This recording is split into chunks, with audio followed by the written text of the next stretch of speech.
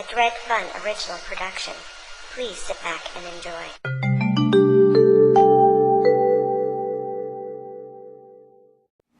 Hey guys, Dredfunn here with another one of my time-lapse uploads. This was a commission I was contacted a while back to do of Opie from Sons of Anarchy. This one was, it was an interesting one. As you can see, I've got, I measured out previous to filming where the nose and the mouth and roughly about where I was going to put the shoulder and the arm. I found this black and white image on Google and a couple other close-up images, the same one, just so I could get the finer detail. This one, again, this is a realistic pencil, so it's more or less like a topographical approach. This is built upon the graph method, where I would lay things out in my younger years in little cubes and then build onto that. After a while, I just learned there, right there you can see, I quickly brought in my ruler and I had measured the nook in his arm there, erased it and had to redo it. That's what a lot of it is. As I'm darkening it, I have the image off to the side and I'm really keying in on little bits of finite detail. And I actually do it different than what I do with my inking. What I do with this stuff is I'll actually do a lot of the darks first. So again, I had to erase that. I can remember I had a hard time getting the ridge of his eye right. Again, it's like a sculptor. Sometimes I put too much on, sometimes I don't put enough on, and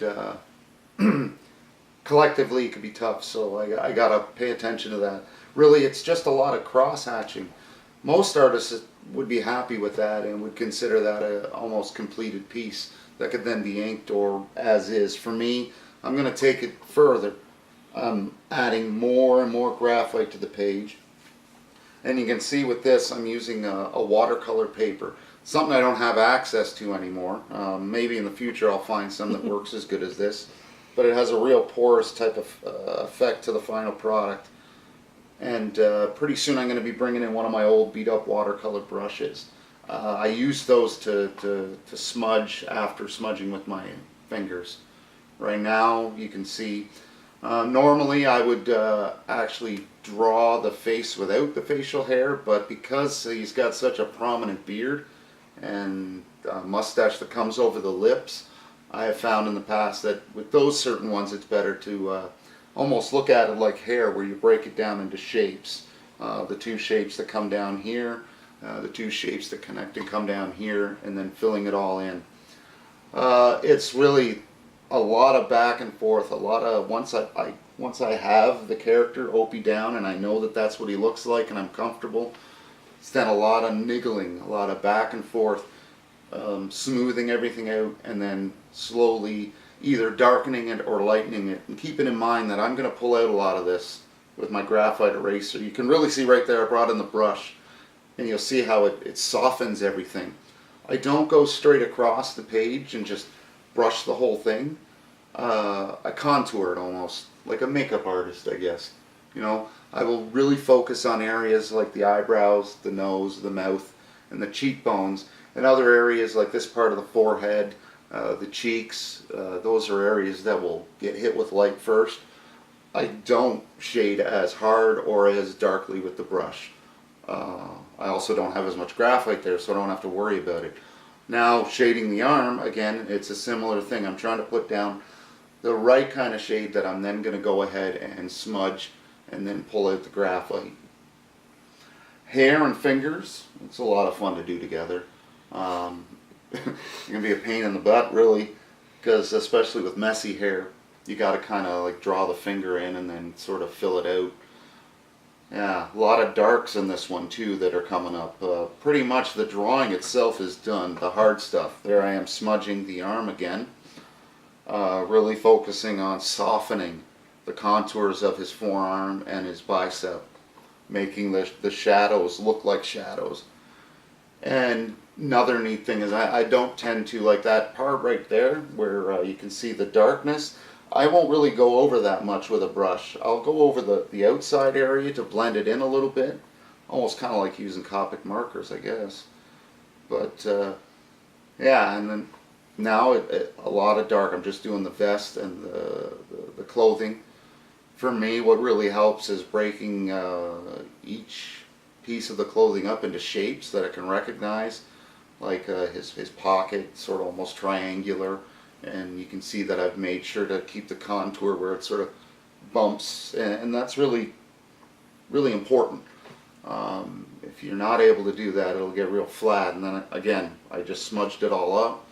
Really makes it look nice, nice and smooth. I didn't smudge up the little name tag patch thing because I'm going to end up going over that with my pencil later and actually pull out some of the graphite.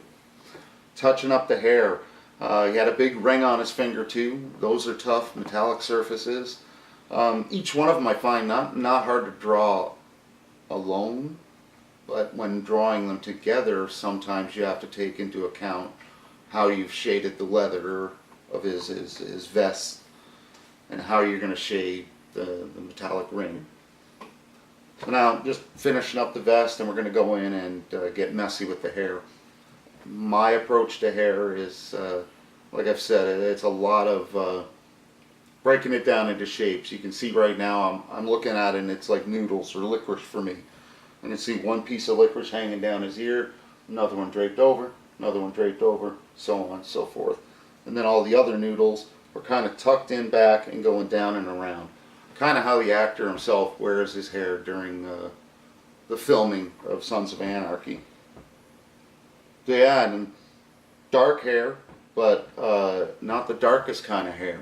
He's a brunette, so you can't really go too heavy with the graphite because when smudging it, even if you want to pull out some of that graphite, it'll get kind of wonky and not quite as clean when you pull it out. Really, the whole thing comes together at the very end when I am pulling out the graphite. This image was tough to research just because I've never watched Sons of Anarchy. You know, I don't have a lot of time, and to be honest, I mean, my childhood was pretty much almost kind of like living with some Sons of Anarchy, so we're all good. Yeah, my mom used to have bikers that would come over all the time and talk to me about interesting things. Some of my R-rated childhood experiences. But yeah, so we're going in, and I'm keeping in mind there, right up and around the crest or the crown area, I'm going to highlight. You'll see where I've left an area. That's going to be pulled out with the graphite after I smudge it. Again, it's tough because the first time I ever tried doing the smudging, it wasn't as successful as the time that I did it here. And the time that I will do it 2 years in the future will be more successful than the time I'm doing it now. It's a growing process, and it's tough for artists to keep building on their skill set because sometimes we can get stuck in a finite way and be like, that's how we do it. But it's not how we do it. It always changes and evolves. And right there, that was a neat little effect there on the patch area there.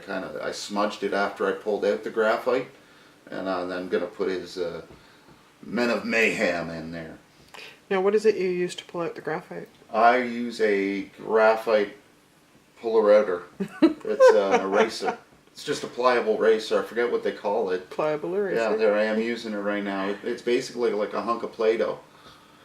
And it's cool because I'm able to make it into certain shapes. So when I go in there and I'm going to pull out some of the color in his eye and around his, what is this, sclera? And I'm going to basically make that bright.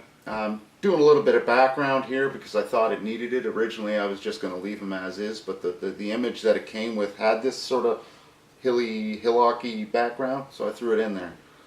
Again, you'll see I'm switching it up. Boom, right there, you'll see that. Look at that.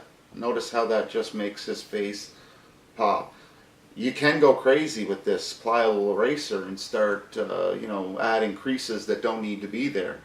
I've done that many times. And you see I'm going over the beard area, really just pulling out bits of it that I'm then you'll see quickly, I'll bring the pencil in and I will just add a few whiskers here and there and sort of combine it. Again, same with the hair up and around there, because the sun, it would be coming up over his, I guess it'd be his left shoulder, coming down. or maybe it would be up higher, I guess. But either way, he's not cast entirely in shadow. He'd have some sort of light coming up. Obviously, I mean, it looks like a studio picture, but yeah, so we're just wrapping it up. Anyways, hope you guys like this video. Don't forget to subscribe. Dredfunn out. This has been a Dredfunn.com production. Thanks for watching.